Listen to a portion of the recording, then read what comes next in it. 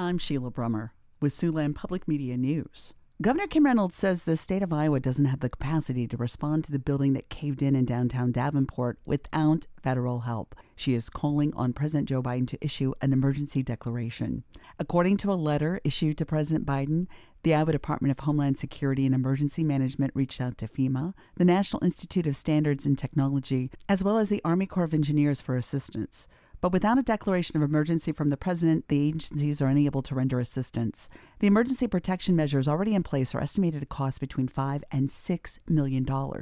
Governor Reynolds visited the site of the collapse and was briefed by city staff on Monday. Former Vice President Mike Pence has opened his presidential bid with an unusually forceful critique of former President Donald Trump over January 6th. His temperament, and abortion. Pence is in Iowa today. He is the first vice president in modern history to challenge his former running mate. Trump leads the GOP 2024 presidential field in early polling. North Dakota Governor Doug Burgum announced his candidacy for the Republican presidential nomination today.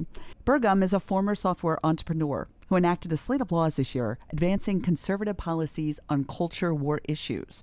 And the U.S. Department of Agriculture has appointed a former Iowa Democratic congresswoman to a key staff position. Cindy Axne will serve as the USDA's senior advisor for rural engagement, delivery, and prosperity. Axne represented Iowa's 3rd congressional district in the U.S. House for 2 terms. She ran for re-election last year but lost to Republican Zach Nunn, a former Iowa state senator. An Iowa company that bid $13 million to buy a bankrupt slaughterhouse in Minnesota says it will not retain nearly 1,000 workers if a court approves the auction sale.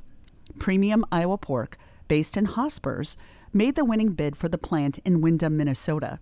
The plant, currently owned by High Life Foods, is the largest employer in Windham. Many of the workers are immigrants who have been in the U.S. on worker visas. An attorney for High Life says the deal is subject to court approval. Premium Pork did not say in court filings what it plans to do with the plant. The state of Iowa is launching a website designed to inform Iowans about new and emerging drugs and other products, both legal and illegal, many of which can be deadly.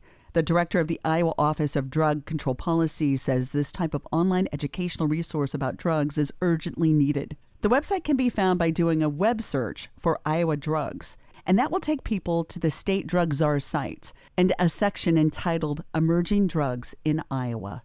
A bronze statue of American author Willa Cather has been unveiled in the National Statuary Hall of the U.S. Capitol. Political leaders from Nebraska and Washington noted the author's reputation as a writer who captured the pioneer spirit of those who lived on the open plains of the heartland. The statue was created by Littleton Alston, a professor of sculpture at Creighton University, the first Black artist to have a statue in the collection. The statue shows the author holding a walking stick in one hand and writing paper in another while taking a step forward. Cather's most popular works include My Antonia and O Pioneers. She died in 1947.